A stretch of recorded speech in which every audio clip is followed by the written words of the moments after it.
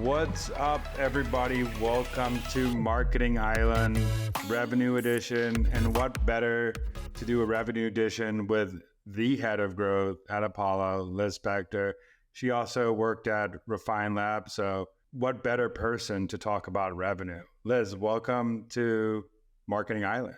Hello. Thank you for having me. Very excited to be here. First of all, I want you to dive into who you are, Liz, so everybody gets an excellent background of your experience, and then we'll talk about what everybody's here for, which is revenue. Yeah, absolutely. Yeah. So I always like to take people back to where my marketing days started. I actually started my marketing career back in e-commerce, so with a focus on D2C. And I feel like that's really where I honed a lot of my marketing chops, and then took it over to the B2B world about 7 years ago, where I ran paid media programs at a couple of different companies, mostly in the sales-led space in B2B. And then most recently worked at Refine Labs, where I got an opportunity to work across dozens of SaaS companies at all different growth stages, different funding levels. So very exciting opportunity there.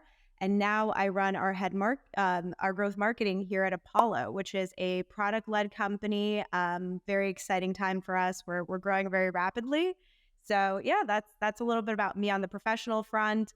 On the personal front, I live in a little bit outside of Miami, originally from New York. And yeah, my husband and I live in sunny South Florida now. I know you said your experience, which is good for what you're doing at Apollo, started in D2C, e-commerce. Could you walk me through the motion at Apollo so everybody gets the background on why you pick the channels you're picking and why you're setting up campaigns the way you're doing? So Apollo is a product-led company. What that essentially means is that we have a free version of our product available. So, compared to kind of the sales-led flow, where in B2B SaaS, somebody comes to your website, submits a demo, starts the whole sales process to see your product. At Apollo, we actually allow you to go through the product completely on your own. It's a really cool way to essentially trial the product, demo it yourself, and then have an opportunity to talk to a salesperson if you're willing to kind of continue the process. I will say that the difference most of the time with product-led companies is that they are higher volume in terms of conversions and leads and all of that stuff, because we have the ungated version of our product. A lot of people are submitting their contact information to try our product, so we have a much higher queue of leads coming in. And we also have lower ACVs compared to regular sales-led companies, because we are a higher volume business. So we are, we try to make go-to-market accessible to all. So we have a couple of different price points that are some on the lower end, some on the higher end, depending on what you're trying to accomplish. So that's, I would say, the unique nuance of our business, which might be a little bit different than maybe some of the listeners that are working at sales-led B2B companies. Walk me through how you set up the growth organization, how you picked the strategy of what you're going to accomplish there. And then we can go into tactical things. But I think it's good for people to understand, starting a new job at head of growth, what is like the first step to take when you start as a new head of growth at a company like Apollo that's scaling really fast. The first thing that I really did was I just immersed myself into everything around the customer, the pain points, what industries are we winning in, like really doing a full audit of the business, trying to understand every dimension of where we're winning, where we're losing, why we're winning, why we're losing, understanding all of those things before even starting to come up with a plan of like, okay, we're going to be on LinkedIn, Facebook, and TikTok or something like that. Because I think when it comes to selecting channels, it's very much about who is in your core audience, and beyond just like what industries they're in or what job titles they're in, looking at their demographics. Are most of these males? Are most of them females? What are their age ranges? Starting to think from that lens, especially at a product-led company, is really important, because it is very similar to D2C in that way, where you want to match the channels that you select to the demographics of your audience and how they're buying. I think that's where people miss a lot. When you are selecting certain ways to go, I think it's easy in B2B where you do what everybody else is doing. Yes, let's pick LinkedIn. Let's pick Facebook because everybody else is doing it. But I like the lens that you went through and went in the person lens, not the company lens, even though it is a B2B company that's targeting B2B people that have businesses. You still need to know, oh, what are more types of buyers? Who are the people behind this? What are their actual interests besides sales or revenue, or what do they care about? What do they do in their free time? I'll even add on to that and say that especially, and maybe this will speak to folks that are feeling like the pressure of being in a saturated market, I think this is really kind of what separates good marketing from the traditional marketing, is really understanding the demographic of your audience and picking the ad placements or the programs that are kind of unique to those other interests outside of doing the traditional stuff, like being on LinkedIn, being, on all these places. Like, I mean, I can even just anecdotally speak to this. Like over the weekend, I purchased Bose headphones, and in the box, there was actually a discount for Audible. And the connection there between like basically Audible being like, hey, somebody who purchases headphones is probably going to be more primed to listening to an audiobook in the first, 10 days of purchase. Like, to me, that's that kind of like moment of marketing where you're like, okay, this is a connection that makes sense, even though it's not in the same, maybe industry or not the most likely partnership. I'm always looking for moments like that to kind of plug into whatever brands I'm working on. And especially at Apollo, is like finding those delightful moments to create partnerships with people in places where they're, ready to kind of start using Apollo outside of, just using LinkedIn, Facebook, which all your competitors can use, right? That's kind of like the secret sauce there, especially when you're talking about a saturated market. Yeah, I want to go into, so first, you did all that audience research, made sure you understand the entrance, where they hang out. What is the next step of that when deciding, okay, now how I'm going to target these people, how I'm going to hit my goals at Apollo? What are those next steps after you've immersed yourself in all those things? Yeah, so I think the next step is really nailing down your messaging and the formats that you're going to test. So I think like it's very easy to get a little bit lost with saying like, okay, I'm going to do every single creative variation there is. I'm going to do the short form videos, long form videos, carousels, single image. And look, if you're a scale team and you have the resources to do that, absolutely. But if you are, working with a limited budget and limited resources, it's really important to kind of place your bets early on. So for me, I placed my bets on short form vertical video. I felt like that would be the most kind of like evergreen format that could be used both on Facebook in story placements. It could also be used on LinkedIn because LinkedIn supports that story format. It could also be used on YouTube Shorts. So I was thinking about, okay, what placement is going to be like super impactful that I could use across all those channels? And again, I'm not advocating. I know there's going to be people in the audience that are going to be like, well, doesn't every channel need its own message and stuff like that? And yes, there's definitely a place of finessing and making sure that it's unique to every single placement. But just speaking from a lens of like starting out, you're a 1 to 2 person team, you're placing your bets. Like that's where I decided to kind of place my bets, and then started kind of working on the messaging. Like what is the messaging that we want to convey in this short, 15 to 30 second clip, a couple of different angles we wanted to test, very much like brand forward messaging, kind of just educating the audience on what Apollo does. That falls into like the demand creation bucket, making sure that we are creating additional demand. And then for that audience that is aware of us, we wanted to really double down on pain points and solutions, basically be like, hey, you're feeling the burn of low email conversion rates. This is what Apollo can do to help. So that's really like the next step in the process. And then figuring out, how those kind of two things go together, because coming up with all those different messages and then condensing them into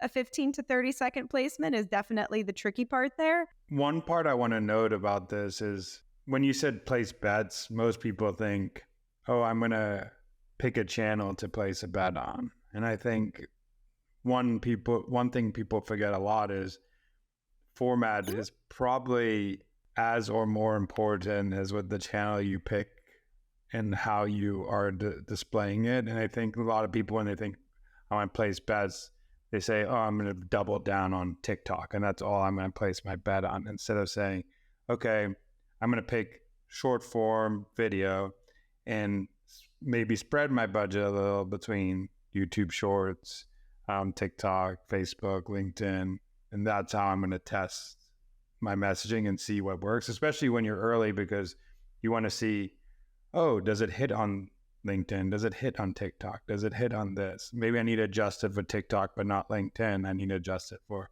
Facebook and not YouTube Shorts. It lets you test messaging early, and you could spend not that much to test messaging, which is super key before you start spending $100,000 on a channel. Exactly. What you said there hits so perfectly, because to your point, I think it could be misleading sometimes when you double down on a single channel, especially depending on what industry you're in. So our core audience at Apollo is marketing and salespeople. So you best believe they're on LinkedIn.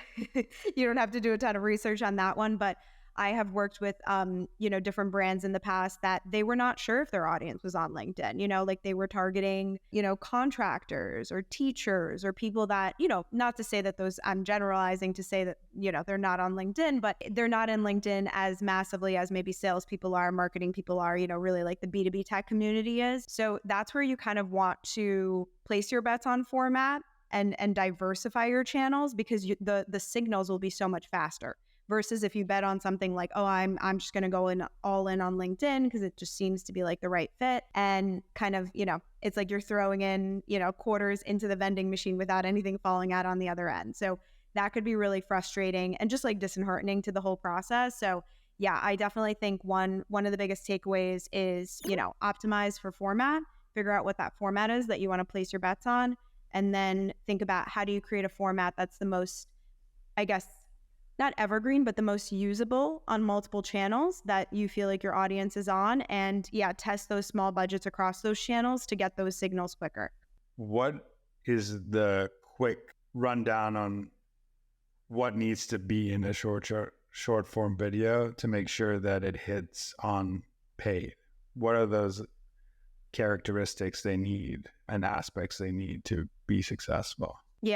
Yeah, so this is going to be a huge PSA to my B2B marketers. Go and look at what D2C brands are doing. This is a must, no matter if you're a product-led company, a sales-led company, irregardless of industry or any of that. Follow the D2C brands that you love and see what they're doing, because the main kind of thing for a short form video is the hook. The first 3 to 5 seconds, if they're not interesting or captivating to your audience, you've lost them. And that is true across any platform. So I would say spend a lot of time kind of stepping outside of the box of B2B and doing your research across the board and focusing on those, that 3 to 5 seconds. And this is also where I get this question frequently around video is like, how much video do I need? Do I need, I don't have a huge budget. Do I need 30 videos a month? Like, I don't know where I'm going to source that. I just don't have that budget. This is where I think doubling down on iterations is really important. So let's say you have one really good video that describes just like what your product does. If you even hire, a freelance editor, someone on your team internally that can edit, you can actually swap out the first 3 to 5 seconds of your video and create, 10 or 20 variations of that one core video, but with 5 different hooks, essentially, right? Testing different messages. And I think that within itself is a very powerful learning tool, because you can understand what hook, like what really pulls your audience in.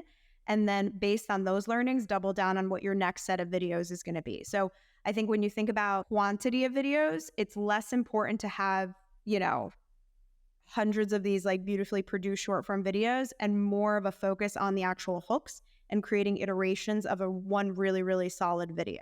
Yeah, the hook is the targeting per se. I think those 3 seconds are going to let you know who's interested, who's not, what pain points hit, what pain points don't hit. We're at a stage where you could win 10 years ago with targeting. Now you have to win with creative. It's hard to win with targeting because everybody is good at targeting now. We have AI, we have softwares that can help us. We have ways to upload lists into Facebook and to get audience, and everybody's competing against the same audience now. So hook is the best way to win. I love that you just brought that up, that everyone's competing for the same audience. That is so true. And this is like that part to me is just so crucial for like B2B marketers to kind of create, like stop creating this distinction of like the consumer in like their personal life versus their professional life. Because if you think about someone, even on LinkedIn, like how many times have you scrolled LinkedIn at home as like a social network, right? It's not like we're only using LinkedIn at work or only in the state of mind when we're on LinkedIn to do work-related things. And I think like historically, we've been very much as B2B marketers taught like, hey, this is professional. We have to do it this way. We don't take notes from D2C. They are, high pays, like, much different business than us. And I think now the bridges are starting to kind of mend more strongly. And it's very obvious now that we need to meet consumers in the same way that they're met with other products that they're purchasing and make, creative decisions based on how they're purchasing other things as well. We've nailed down audience. We've nailed down what their interests are. We're nailed down their pain points. Now we've laid the foundation with great creative, great formats. What do you do next as a head of growth once you have those two pieces? Yeah, so this is where we go back to step one, like the analysis of just the audience and understanding what industries have a higher propensity to buy, what, for example, titles have a higher propensity to buy. And this is where you narrow down your audience and figure out like, who is it that I'm targeting and start building your list. Also, this is where sales kind of comes in. And this is kind of that sticking point between sales and marketing is like, how do we create a list of people that we target across all of these channels that is larger than the list that your sales team is going after, right? Because you don't want your sales team going after 20,000 accounts at once. You want them to be a little bit more personalized, but the list is built in conjunction with what I call like their wish list, right? Like what are the 20,000 accounts that you'd want us to go after at scale? And that's where I bring in just the understanding of like the tiering, for example, if you have higher propensity tiers based on intent, like there's so many different ways to chop up your audiences. But I spend a lot of time on list building and understanding which list is matching up with which messaging, which audience, and things like that, and bringing in my sales team into the fold here as well to make sure that, first of all, they agree on the targeting, they understand the targeting. I think that's the other thing is like educating them on how you're building the targeting is super important, because this is a great point for them to then take that targeting that you've set up and set up their targeting very similar to yours, or ensure that some of the accounts that are on your list are also on their list for one-to-one outreach. Two things on that I want to drill down on is doing this with not in a silo. I think that's super important. I think also we're talking about revenue here. So the only way to be successful in revenue, because it is a team game, is have sales as part of that journey. So could you talk a little bit about what makes a like seamless partnership with sales and marketing? I know this is a big thing you think about all the time at Apollo.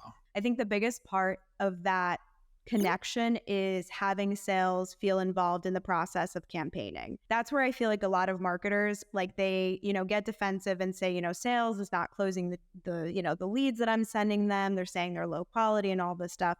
And it becomes a little bit more of a battle environment versus a collaborative environment.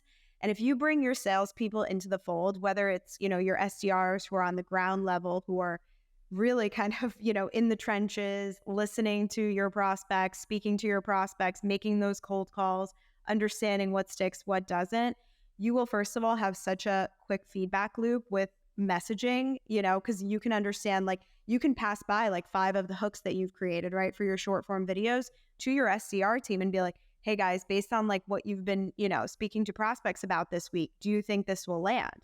And boom, you've got yourself, a feedback loop within minutes, so that's a really important element of that, is making them feel involved in the messaging process. But in the list building process is also a great point to kind of build that alignment, because a big thing that I've always heard in my career has been like, marketing's not doing a great job reaching the accounts that we want to close.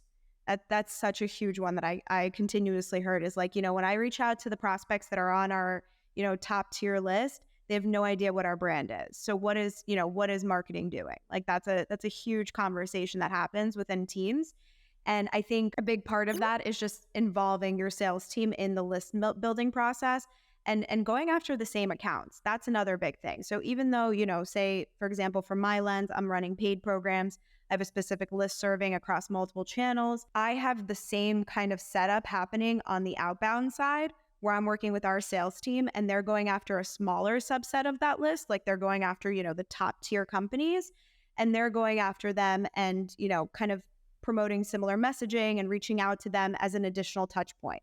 So this kind of creates this multi-threaded approach where it's someone seeing an ad, say on YouTube, they're seeing our organic presence on LinkedIn, and then they're seeing outreach from a salesperson. And maybe that'll be the last touch point before conversion. Or maybe they'll just do, what every other millennial does is Google the brand and then submit a demo, right? Like there are multiple ways they'll convert at the end, but every single one of those touch points against the same list is super, super important. And each one has a ton of value. So I think that's another great way to have marketing and sales work in kind of in lockstep, with them feeling like marketing is supporting their lists and helping them get more visibility.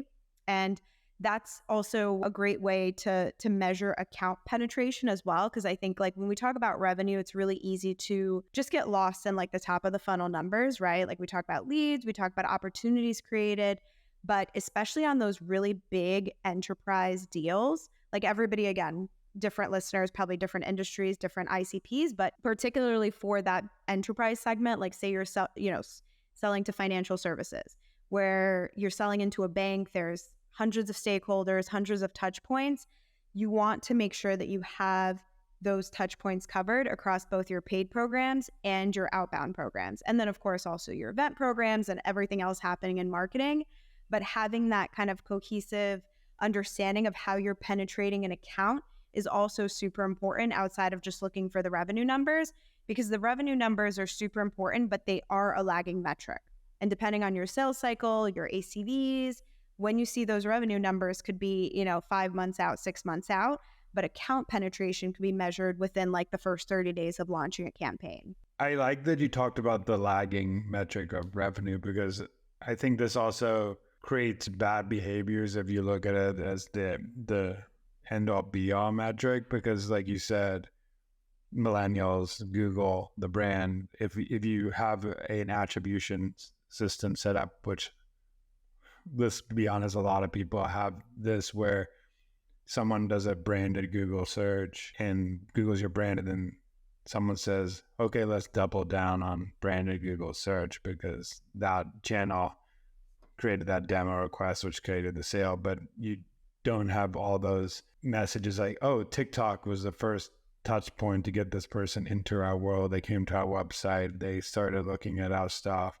And then the next touch point, they read an article on LinkedIn, or they did something on LinkedIn, and then they saw something on another channel. And that's why you got to think about D2C, like you as a consumer at D2C, how many times you look at a product, you see it in a store, then you see it as an ad, then your friend tells you about it, then you see a TikTok about it, see it at a moment where you actually need a new shirt, and then you're like, okay, I'm going to buy it. But that search could be that last touch point, but really it was the first time a friend recommended to you, or you saw an interesting influencer on TikTok talk about that shirt brand. And I think this is where lists, again, it all comes back to the list, because if you can feel confident in the audience that you're targeting, you can worry less about the ROI of what you're seeing from a specific channel.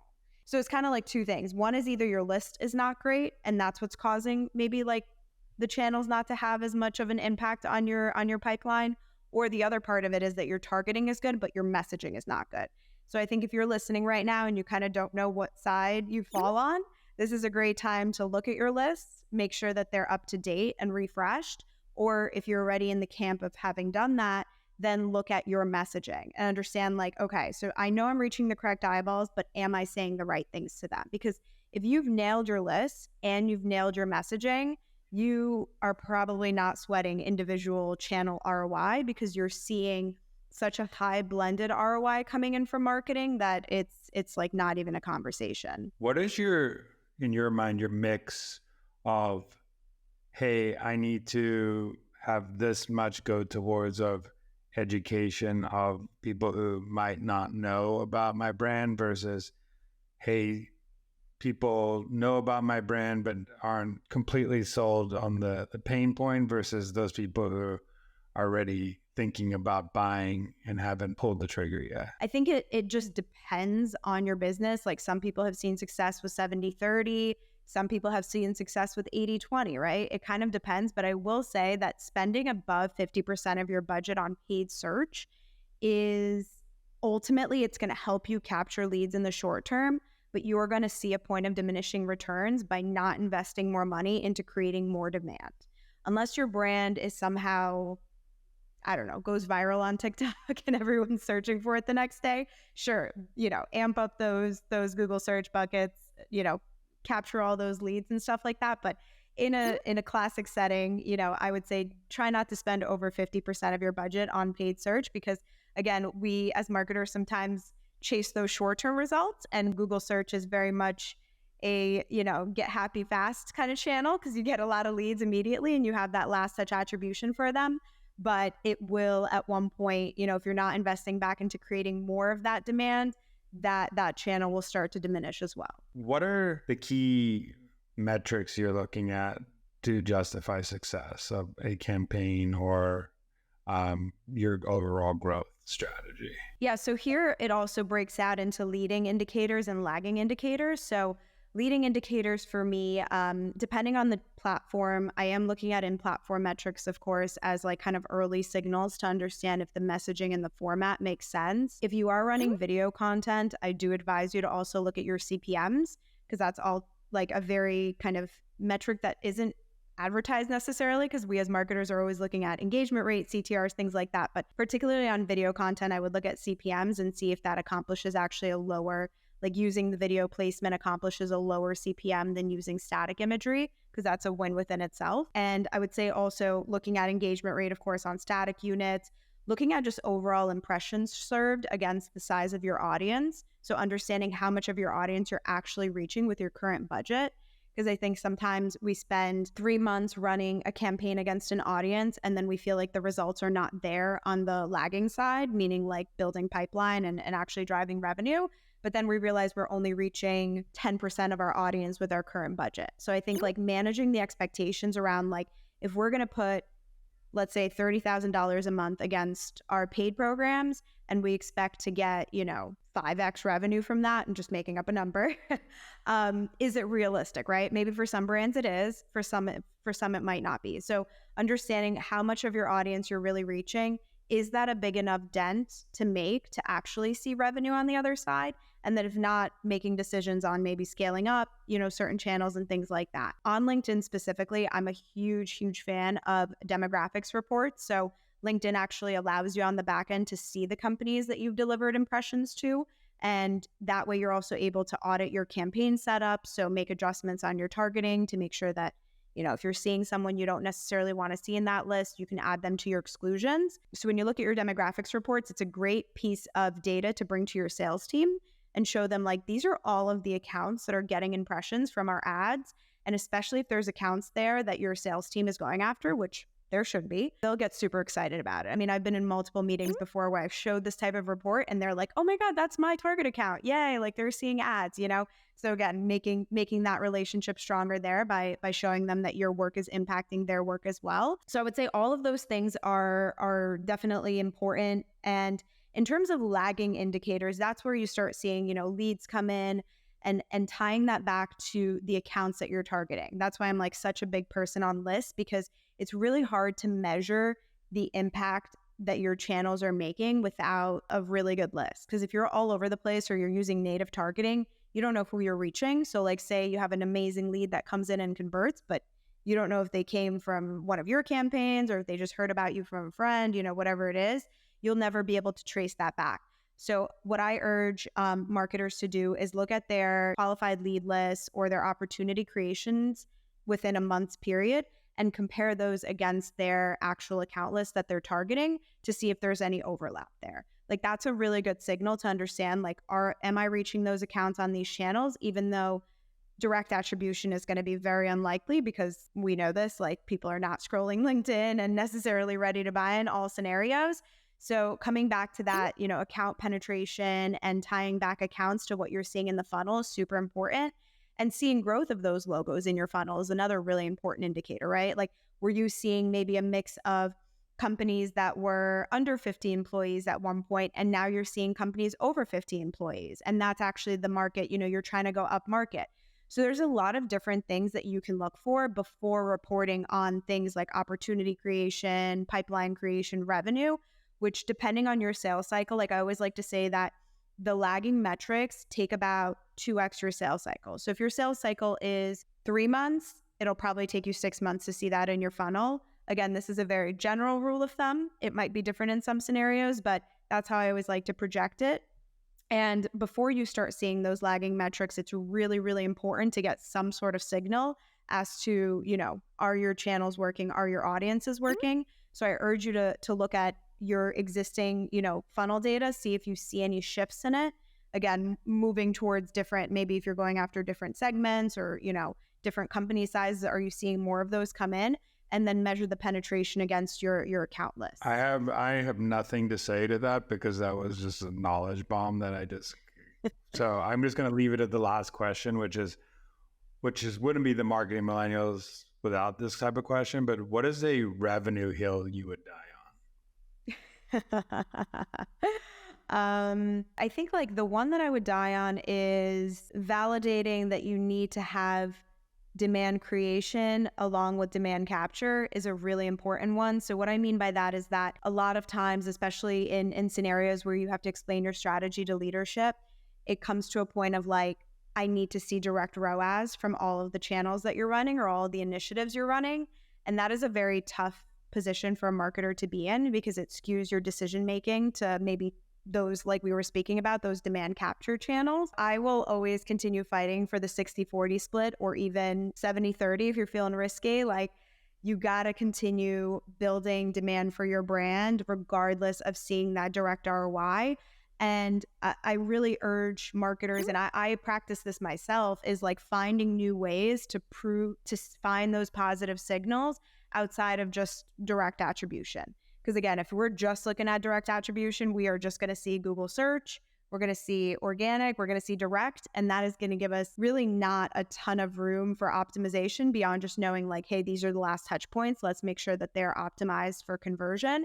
But it's not going to give us a ton of understanding of like where people are actually learning of our brand. So I think just be creative with coming up with new ways to find that, those positive signals, whether it's matching your account list to what you're seeing in your funnel, showing off those demographics reports within LinkedIn, showing off any sort of other demographics improvements that you're seeing in the funnel. But that is definitely the saddest part for me to see when I talk to some folks in the space is like, oh, you know what? My budget got killed. I'm just going to run paid search. And I think that's a very limiting mindset and short term. Well, everybody, thank you for joining Revenue Land. Liz, I learned a lot from this 30 to 35 minutes together, and I think everybody else did as well. And if anybody has any questions, drop them in the chat and we'll happy to answer any ones you have. And thank you so much for coming on. I really appreciate it. Yeah, of course. Happy to be here.